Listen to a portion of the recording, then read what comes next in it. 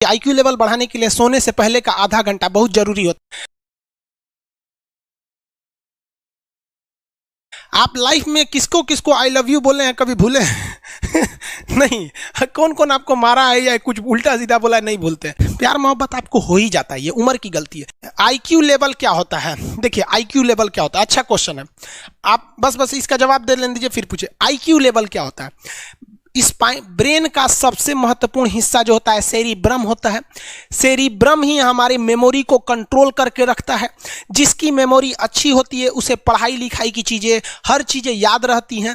तो इसको नापने का भी कोई ना कोई एक यूनिट होना चाहिए ना। जैसे हम आपको गेहूं देंगे तो तुरंत ही उसको किलो में नापिएगा, चावल देंगे तो किलो में नापिएगा, कपड़ा देंगे तो मीटर में नापिएगा, गैस देंगे तो वॉल्यूम में नापिएगा, एमएल में नापिएगा, लीटर में पानी नापिएगा। उसी तरह से हम कितना देर याद रखते हैं इसको कार्टेक्स में नापते हैं। जिसका कार्टेक्स ज्यादा उसको कहते हैं कि ससुरा बहुते इसका दिमाग तेज है, यानी इसका आईक्यू लेवल ज्यादा है। और जिसका कार्टेक्स यानी याद रखने की क्षमता कम है उसे कहते हैं कि इसका कार्टेक्स कम है, यानी आईक्यू लेवल इसका कम है। समझ में आ गया कि नहीं आ गया? किसी को दिक्कत? अब हम आपको एग्जांपल देते हैं। आपकी लाइफ में बहुत सारे टीचर आए होंगे। कुछ टीचर आपको नोट्स खोल के पढ़ाते हैं। कोनो किताब उताब नहीं है जी? हाँ, कोनो किताबें ना है, खाता बुक वे देना है, इसी को समझा देते। देखो एक हिसाब किताब वाला किताब है। दिवाली के समय हिसाब किताब फाइनल होता है ना, सबका सैलरी उलरी का। तो कुछ टीचर को देखिएगा ना, तो ऐसे एक किताब लेके रखे रहेंगे लोग और इसी में देख के पढ़ा देंगे। बाबू देखो, नर्वस सिस्टम का 2 पार्ट होता है, 2 ना 3 होता है। नर्वस सिस्टम का 3 पार्ट होता है। ऐसे लोगों का मतलब ये खाता बुक रख दो भाई, इसका हिसाब दिवाली में हो जाएगा। तो ये ऐसे लोगों का इस आईक्यू लेवल कम है। लेकिन कुछ लोगों को देखेंगे आप, उनको किताब उताब से मतलब नहीं होता। जैसे आप इलाहाबाद यूनिवर्सिटी कभी जाइए तो देखिए, या बड़े टीचर आईआईटी वगैरह जाएंगे, बहुत एकदम टीचर आते हैं आराम से, कोई नोट सोर्स कुछ नहीं, आया पढ़ा रहा है, चालू किया, एकदम मस्त इंजॉय करके चला गया। तो इनका आईक्यू लेवल ज़्यादा होता है। आईक्यू लेवल बढ़ाने के लिए हम आपको बताए भी थे, दिमागीन खाइए, अच्छा रहता है। एक ही तरह की सोच मत सोचिए, अच्छा रहता है। समझा गया? प्यार वगैरह के चक्कर में मत रहिए, अच्छा होता है। देखिए प्यार मोहब्बत आपको हो ही जाता है, ये उम्र की गलती है। लेकिन सही क्या है कि आपके अंदर एक समझदारी रहनी चाहिए कि भाई साहब ये उम्र की गलती है तो इसे गलती भरी स्वीकार कीजिए। अपने आप को जीवन साथी बनाने की कोशिश मत करिए। बस ये एक समाज के लिए गलत है, हमारी संस्कृति के लिए नहीं है। तो आप करते हैं तो छुप के ही रहिए। एक इस लेवल के रखिए कि भाई हमारी लाइफ अलग है, तुम्हारी लाइफ अलग है, तुम टेम्पोररी आए हो, नहीं तो इसमें चल जाओगे। लेकिन अगर ये प्रेम मोहब्बत में पड़ेंगे तो हाइपोथैलेमस एक्टिव होगा, पूरा नर्वस सिस्टम को चौपट कर देगा। समझ में आ गया कि नहीं आईक्यू लेवल क्या होता है? अब आप बताएंगे आईक्यू लेवल किसका अच्छा है, आईक्यू लेवल कैसे बढ़ाएंगे? तो याद रखिए, आईक्यू लेवल बढ़ाने के लिए सोने से पहले का आधा घंटा बहुत जरूरी होता है। सोने से पहले आधे घंटे दिन भर में जितना काम किए उसको सुबह से रात तक देखते रहिए। एक बार रिवाइज मारिए कि सुबह उठे थे, ये किए थे, इसके बाद पढ़े थे, क्या क्या पढ़े थे। खान सर ये पढ़ाए थे, आप कहीं मैथ पढ़े होंगे, उसको सोचिए मैथ में क्या पढ़ाया गया था, खटाखट खटाखट। आपको सोचना ही है ना, सोचने में कितना टाइम लगता है, खटाखट। तो अगर इसको रिवाइज करते रहेंगे, गिन के 42 दिन में आपका आईक्यू लेवल तेज हो जाएगा। फिर आप कहेंगे कि सर जी हमरो बिना किताब का याद हो गया। और अगर यही खत्म हो जाएगा तो क्या कहिएगा, आपका भी आईक्यू लेवल गिर जाएगा। सपना कैसे आता है? ये ब्रेन की वजह से आता है। थके नहीं रहेंगे ना, नींद अच्छी नहीं रहेगी तो सपना आने लगेगा, क्योंकि ब्रेन कभी रेस्ट नहीं करता है। टॉपिक भूल जाते हैं, मतलब आपके दिमाग में दूसरा टॉपिक चलता है। आप लाइफ में किसको किसको आई लव यू बोले हैं कभी भूले हैं? नहीं। कौन कौन आपको मारा है या कुछ उल्टा सीधा बोला है नहीं भूलते हैं। रीजन क्या? आप कितनी बार किसी चीज को रिवाइज मारते हैं। 21 दिन के अंदर अगर आपका दिमाग कभी किसी चीज को रिवाइज मार दिया ना, तो फिर वो भूलने नहीं देगा अगले 2 महीने तक। यानी हर 21 दिन पे उसको रिवाइज मारते रहिए, मारते रहिए, मारते रहिए। और अगर हर 7 दिन पे मारेंगे ना तो वो एकदम फिक्स हो जाएगा, एकदम फिक्स हो जाएगा। हम लोग को क्या है भैया, दिन रात पढ़ाते पढ़ाते पढ़ाते पढ़ाते आदमी पगला जाता है। इसलिए अब कोई नींद में भी पूछेगा खान सर स्वायत्त तंत्रिका तत्व किसे कहेंगे, स्वायत्त में कुछ नहीं आएगा, ये आ जाएगा आपका सिंपैथेटिक और पैरासिम्पैथेटिक, बस यही आ जाएगा। क्यों इतना जल्दी जल्दी जल्दी जल्दी रिवाइज मारा आदमी कि ये हमारा सब कॉन्शियस माइंड में घुस गया है। सब कॉन्शियस, देखिए कॉन्शियस माइंड उसे कहते हैं जिस पर हमारा कंट्रोल रहता है। जैसे हमसे कोई पूछेगा कि आप भी अगर पूछेंगे कि खान सर जो 1 हफ्ता क्लास नहीं लिए थे कहाँ थे, तो हम सोचने लगेंगे ये स्टूडेंट है, इससे हर बात क्या बताएगा आदमी कि किस डॉक्टर के पास थे, कहाँ गए थे। नॉर्मल बोल देंगे बाबू थोड़ा सा मेडिकल हेल्थ इशू था इसलिए चले गए। लेकिन अगर मम्मी पापा पूछेंगे तो उनसे हर चीज़ बताएंगे। तो जो चीज़ हमारे कंट्रोल में नहीं रहता है वो उसे क्या कहते हैं, सब कॉन्शियस माइंड। जैसे कोई हमारा नाम पूछेगा खटाक से बता देंगे खान सर, समझ में आ गया कि नहीं? ओरिजिनल नाम तो आपको भी नहीं बताते हम लोग यहाँ पे। तो सब कॉन्शियस माइंड में घुसा दीजिए जो चीज़। जैसे आप स्टेशन पे उतरिए या बस स्टैंड पे उतरिए, अपने घर जाने के लिए कभी रास्ता याद किए हैं? हाँ, इसके बाद दाहिने मुड़ना है, बाएं मुड़ना, आप फोन पे बतियाते भी चले जाते हैं। तो जब कभी किसी चीज को बहुत बार रिवाइज मार देते हैं तो वो चला जाता है सबकॉन्शियस माइंड में, फिर आपको याद करने की जरूरत नहीं है। सपना कैसे आता है? जब आपकी नींद अच्छी नहीं होती है तब। नींद प्रॉपर लिया कीजिए, नींद में कोई कमी नहीं आनी चाहिए। आप जिस दिन बहुत ज़्यादा थके रहेंगे उस दिन कोई सपना नहीं आता है। हम लोग का जब ऑफलाइन क्लास रहता था, सुबह 7 बजे से रात 9 बजे तक पढ़ाता था आदमी, जो ने करवट सोता था उधरे उठ जाता था, सपना का नाम ही नहीं आता था। समझ रहे? एक चीज पूछ रहे हैं सर, कोमा क्या चीज होता है और सर दर्द क्यों करता है? जब भी आपके बॉडी में ऑक्सीजन की कमी आएगी वो चीज दर्द करने लगेगा। जैसे आप दौड़ेंगे तो आप सांस ज्यादा नहीं ले पाते, ऐसे लेते हैं तो बॉडी में सांस नहीं पहुंच पाता और हाथ पैर में आपके लैक्टिक एसिड जम जाता है, जिसलिए दर्द करने लगता है। तो जब कभी भी मेहनत करने लगेंगे या फिर एक दब हो जाएगा तो ब्रेन दर्द करने लगता है। दूसरा, कोमा क्या होता है? ब्रेन हमेशा वर्किंग करते रहता है, अगर वो रेस्ट में चला गया तो उसी को कोमा कहते हैं। अब परमानेंटली रेस्ट में चला गया तो मरिए जाएंगे। बेहोशी में क्या होता है कि ब्रेन और स्पाइनल कॉर्ड का संपर्क टूट जाता है, ब्रेन और स्पाइनल कॉर्ड का संपर्क टूट जाता है तो उसी को क्या कहते हैं? बेहोश हो गया है। तो भारत और चीन की सीमा पर मिरर डिप्लॉयमेंट चल रहा है। देखिए, चीन की पूरी मंशा है कि अगले 2 से 3 साल में वो ताइवान को कब्जा करना चाहता है। इसके लिए वो पीओके की बलि दे देगा, क्योंकि चाइना के ही दम पर पाकिस्तान को उठता है, वो इस बार उसको बलि देगा। और हम देखते हैं कि जो अभी ड्रोन अटैक हुए हैं उसको काउंटर करने के लिए भारत ने कौन कौन से थिएटर कमांड या एयर डिफेंस कमांड बनाए, ये क्या चीज यहाँ चल रहा है। देखिए, चाइना कई हद तक वो चाहता है चाइना कि वो अपने पूर्वी साइड में ताइवान पर कब्जा कर ले, लेकिन इधर भारत को वो कंट्रोल करने के लिए, काउंटर करने के लिए लगातार सेना बढ़ा रहा है। लेकिन चाइना के साथ एक समस्या क्या है कि उसकी फौज उतनी हाई एल्टीट्यूड पे एक्यूमिडाइज नहीं कर पा रही है और भारत की सेना इस हद तक इसमें सक्षम है। तो चाइना इसके लिए कई तरह की रणनीति चल रहा है। चाइना का चाल ये है कि वो ताइवान को कब्जा करना चाहता है इस साइड में, लेकिन उससे ये दूरी इतनी खतरनाक है और इतना पर्वत एरिया है, क्योंकि चाइना को पता है कि अगर वो इस एरिया में काउंटर करेगा तो ऐसा नहीं है कि ताइवान अकेला रह जाएगा। ताइवान को बचाने के लिए नाटो सेना, अमेरिका, यूरोप जरूर आएंगे यहाँ पर। तो उसके लिए जरूरी है चाइना को कि वो दूर से आएंगे तो भारत यहाँ न्यूट्रल पड़ा रहे, इसलिए भारत को इधर चौतरफा घेरता है। चाइना जो है ये जिबूती में उसकी जीडीपी से ज्यादा कर्जा देके उसे डेट ट्रैप में फंसा लिया है और वहां अपनी आर्मी का बेस बना लिया। भारत का अभी किसी भी दूसरे देश में ऑपरेशनल एयर बेस नहीं बन पाया है अभी तक। तो जिबूती में तो कई देशों का है, अमेरिका, जापान, फ्रांस, कई देश का है। अब यहाँ तंजानिया उसका नया शिकार बन गया है। तंजानिया में वो बहुत बड़ा मिलिट्री बेस बनाना चाह रहा है यहाँ पर। इस तंजानिया को काउंटर करने के लिए हमारे पास यहाँ एजम्पशन आइलैंड था, बट वहां की सेशल्स गवर्नमेंट ने एजम्पशन आइलैंड को मना कर दिया। लेकिन एजम्पशन आइलैंड पर मिलना बहुत मुश्किल है, हम लोग को वहां पर नेवल बेस नहीं मिल पाएगा।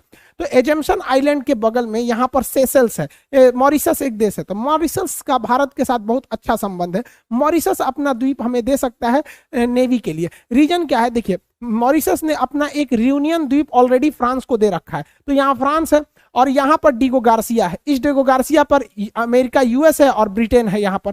तो अगर यहाँ हमारी नेवी आ जाती है यहाँ पर मॉरिशस द्वीप पर, तो मॉरिशस के पास आ जाती है, तो हमारा फ्रांस से भी समझौता है, अमेरिका से भी समझौता है, तो हम यहाँ पर अकेले इस एरिया को काउंटर कर सकते हैं। लेकिन चाइना तंजानिया में बहुत हैवी इन्वेस्टमेंट कर रहा है, वहां पर उसने पूरी तरह से सीपोर्ट वगैरह डेवलपमेंट करने का इरादा कर रहा है। ये केवल और केवल चाइना की चाल है कि जब इधर चलेगा तो वो भारत अपनी पूरी नेवी को इधर ना भेज सके, क्योंकि यहाँ पे अगर चाइना रहेगा तो हम लोग इधर नहीं भेज सकते हैं अपनी नेवी को। इस एरिया में चाइना अफ्रीका के साइड में तो डिस्टर्बेंस कर ही दिया, साथ में हम लोग यहाँ से पूरी नेवी को इधर नहीं भेज सकते क्योंकि यहाँ पाकिस्तान भी है, वो चाइना के इशारे पर ही यहाँ डिस्टर्बेंस चालू करेगा जब चाइना इधर ताइवान पर अटैक करेगा। तो अभी चाइना क्या है, श्रीलंका को पूरी तरह अपनी जाल में फंसा दिया। श्रीलंका के कोलंबो एयरपोर्ट को बनाने के लिए चाइना ने इतना पैसा दिया कि ये लोग कर्जा नहीं चुका पा रहे हैं, और अब ये श्रीलंका एयरपोर्ट, ये यहाँ का कोलंबो पोर्ट चाइना जो है 99 साल के लिए लीज पे ले लिया है। अब बताइए, ये महिंद्रा राजपक्षे ये इनको फीता कटवा रहे थे, इस ससुरा उसका खतना काट दिया है आप। अब क्या करोगे भैया, चाइना पे भरोसा करोगे तो यही होगा। अभी चाइना ना क्या कर रहा है, श्रीलंका में एक शहर बनाने जा रहा है, उसके नीचे जो मिनी चाइना होगा, वहां चाइना का संविधान लागू होगा, चाइना के लोग वहां रहेंगे, वहां दूसरा कोई नहीं आ सकता है, चाइना की कंपनी रहेगी, वहां चाइना की मुद्रा चलेगी, चाइना का सिम कार्ड चलेगा, पासपोर्ट चलेगा, वीजा चलेगा, स्कूल चलेगा, सब वो एक मिनी चाइना है यहाँ पर। अब हमारे लिए सरदर्द है कि हमारे नीचे यहाँ बैठ जाएगा चाइना यहाँ पर, और चाइना, श्रीलंका खुद चाइना से परेशान है। वहां चाइना के वर्कर ना वर्दी पहन के घूम रहा है सब फौज की तरह, और वहां के लोग को एक दो हाथ लगा दे रहा है सब। अब वहां श्रीलंका के लोगों को समझ में आ रहा है चाइना जो है ना वो भारत को घेरना चाहता है, वो बस हर हाल में चाहता है कि ताइवान को कब्जा कर लेना। इसलिए अगर आप ध्यान से देखेंगे तो वो जिबूती में फंसा रहा है, तंजानिया में फंसा रहा है, यहाँ फंसा रहा है, ग्वादर पोर्ट पे फंसा रहा है, मतलब आप इधर ही उलझे रहिए। साथ ही वो अपनी सेना का डिप्लॉयमेंट इधर कर रहा है तिब्बत के एरिया में, लेकिन उसकी फौज तिब्बत में हाँफने लगती है कोरोना की तरह, बहुत ऊंचा है रे ससुरा, ठंडा मार देगा हमको। चाइना की फौज यहाँ 15 दिन भी नहीं टिक पाती है, और हमारे यहाँ सियाचिन युद्ध, कारगिल युद्ध पहाड़ों पर जीत लिया गया, तो हम लोग से लड़ना चाइना को नेचुरली थोड़ा सा दिक्कत। देखिए हमारी आर्मी स्ट्रांग है, हमारे पास मोटिवेशन है, एक से एक योद्धा है, बट नो डाउट चाइना के पास लॉजिस्टिक सप्लाई यानी उसकी ट्रेन नेटवर्क, और उसके पास हथियार एमुनेशन तगड़े हैं, यानी उसकी टेक्नोलॉजी और लॉजिस्टिक हमसे तगड़ा है। तो चाइना यहाँ पर उसकी फौज ही नहीं टिक पा रही है, इसलिए चाइना क्या कर रहा है, तिब्बत के लोगों को यहाँ से ही भर्ती कर रहा है सेना में। अब तिब्बत को खुद ही कब्जा कर रखा है, तिब्बत के लोगों को भर्ती कर रहा है। तो इसमें भारत के पास एक प्लस पॉइंट क्या है कि वो तिब्बत के लोगों को भड़का सकता है कि भाई जो तिब्बती फौज चाइना में गए हैं, तो मोदी जी आराम से दलाई लामा से कह सकते हैं कि तिब्बत हमारा कब्जा किया जमीन है, कोई भी तिब्बती फौजी न लड़े। और अभी से नहीं, ये पहले से सीक्रेट रहना चाहिए। जब लड़ाई का माहौल हो तो एक बार दलाई लामा अगर कह देंगे ना तो धार्मिक मामला हो जाता है, तुरंत मान लेते हैं लोग एक बात को, किसी भी बात को। धार्मिक चीज में ना वो सही गलत नहीं दिखता है, सीधे हमरा धर्म गुरु बोला सही है यहाँ पर। तो दलाई लामा एक बार बोल देंगे कि जो भी तिब्बती फौजी है चाइना की ओर से न लड़े, तो यहाँ पे देखिए तिब्बत के लोग स्वतंत्रता के लिए बहुत बहुत आंदोलन भी करते हैं, ये लोग बहुत जुल्म करते हैं तिब्बत के ऊपर, ये ससुरा तिब्बतियों के ऊपर, वीगर मुसलमानों के ऊपर, लेकिन इनके खिलाफ कोई बोलता नहीं क्योंकि इनके पास पैसा, टेक्नोलॉजी सब कुछ है। तो यहाँ हमारे लिए दलाई लामा काम आ सकते हैं क्योंकि इनका शरण स्थल भारत में है। आप बताएंगे दलाई लामा हिमाचल प्रदेश में कहाँ इनका शरण स्थल है, कहाँ इनका मतलब आश्रम है। चाइना जब हांगकांग को पूरी तरह से दबा दिया तो ही चाइना का मन बढ़ने लगा। हांगकांग का एप्पल्स डेली अखबार को इतना टॉर्चर किया कि उस अखबार के मालिक को जेल कर दिया गया, वो न्यूज़पेपर बंद हो गया, चाइना के खिलाफ लिखता था। सोचिए चाइना अपने खिलाफ कुछ भी नहीं सुन सकता है, अब उसकी नज़र पूरी तरह से ताइवान पे है। अब ताइवान के लोगों, ताइवान के मिनिस्टर वगैरह भी कह चुके हैं कि बहुत जल्द हो सकता है चाइना हमारे पर अटैक करे। हालांकि यूएस नेवी हमेशा इस एरिया में डिप्लॉय रहती है, तो ये, लेकिन देखिए चाइना अगर इस साइड में इन्वॉल्व होगा तो यूएस भी डायरेक्ट चाइना से नहीं उलझने वाला है। तो इस साइड में हम लोग को क्या फायदा होगा, ध्यान से समझिए। रियलिटी ये है कि अभी के वक्त में, एट टाइम प्रेजेंट में, चाइना हमसे पैसा, लॉजिस्टिक, टेक्नोलॉजी, हथियार, संख्या, हर चीज में ज्यादा है। हमारे पास राफेल जैसे जहाज भी खरीद के आते हैं, ड्रोन दुनिया में सबसे ज्यादा चाइना बनाता है, हमारे पास शादी ब्याह वाले भी ड्रोन नहीं है। तो अभी के वक्त में चाइना से उलझना समझदारी नहीं है। देखिए वक्त आने पर आप हाथी को भी गिरा सकते हैं, लेकिन उसका वेट कीजिए। लेकिन जब चाइना ये सोचेगा कि उसको ताइवान पर कब्जा करना है, तो उसकी ज्यादातर फौज इस साइड में इन्वॉल्व रहेगी, क्योंकि इधर नाटो सेना आ जाएगी, अमेरिका आ जाएगी, ये वगैरह आ जाएंगे। यही सबसे बेस्ट मौका रहेगा भारत को कि इस साइड से पीओके कब्जा कर ले, क्योंकि चाइना दो फ्रंट पर नहीं लड़ सकता है, कंफर्म है। चाइना के लिए फर्स्ट प्रायोरिटी रहेगी ताइवान को कब्जा करना। इसी वक्त अगर हम पीओके पर हमला करके ये लेते हैं तो उस वक्त चाइना पाकिस्तान को मरते छोड़ देगा, ये गारंटी। इसलिए उसने उसको डुप्लीकेट हथियार भी दे रखे हैं और सीधे कह देगा हम क्या कर सकते हैं यहाँ पर। और अगर एक बार में पीओके आ गया तो भैया ये सीपीईसी जो सड़क है, ये चाइना से कनेक्टिविटी टूट गया, ससुरे ग्वादर बंदरगाह तुम्हारा काम खत्म। अब तुमको ग्वादर बंदरगाह के लिए घूम के आना पड़ेगा। यहाँ हमारा अंडमान निकोबार है, तुम्हारा खूब अच्छा से परछावन किया जाएगा, थूर थार के मुंह हाथ। यहाँ से भारत इसके लिए तैयारी भी कर रहा है। भारत ने क्या किया है, अपने साइड यहाँ पर कर्नाटक के कारवार में बहुत बड़ा नेवल बेस बना रहा है, एशिया का सबसे बड़ा नेवल बेस, और एक विशाखापट्टनम में इधर में। अब इन दोनों की खासियत समझिए, पहले नेवल बेस कारवार का समझते हैं, फिर विशाखापट्टनम का समझते हैं। देखिए कारवार में ऑपरेशन सी बर्ड, जो प्रोजेक्ट सी बर्ड है, प्रोजेक्ट सी बर्ड के तहत वहां सबसे बड़ा नेवल बेस बनाया जा रहा है। वहां नौसेना की जहाजें आएंगी, लंगर डालेंगी, वहां एमुनेशन, हथियार, फ्यूल, रडार रिपेयरिंग, हर चीज करेंगे। इतना बड़ा नेवल बेस होगा, ये एशिया में सबसे बड़ा डोमिनेट करेगा यहाँ पर। और ये पश्चिम साइड में है तो पाकिस्तान इधर से चूंचा नहीं करेगा। और साथ में इधर विशाखापट्टनम में, इधर तो हो गया कारवार वाला में, इधर विशाखापट्टनम से लगभग 150 किलोमीटर दूर रामबीली में भारत जो है अपनी पनडुब्बियों को छुपा के रखने के लिए पहाड़ के अंदर खोद दिया। पनडुब्बी, अब यहाँ अंदर कौन जा रहा है किसी को नहीं दिखेगा, पनडुब्बी अंदर आएगी, घुस जाएगी, और इसके अंदर 6 पनडुब्बियों को रखने की व्यवस्था। देखिए एक यहाँ दिख रही है, 2 यहाँ, 3 यहाँ। ये पनडुब्बी छोटी मोटी नहीं होती है, ट्रेन की साइज की होती है सर, ट्रेन ट्रेन समझते हैं ना, जो रेलगाड़ी उतना बड़ा बड़ा होती है सब, और पानी के अंदर चलती है सब। अब साइलेंट किलर बोला जाता है।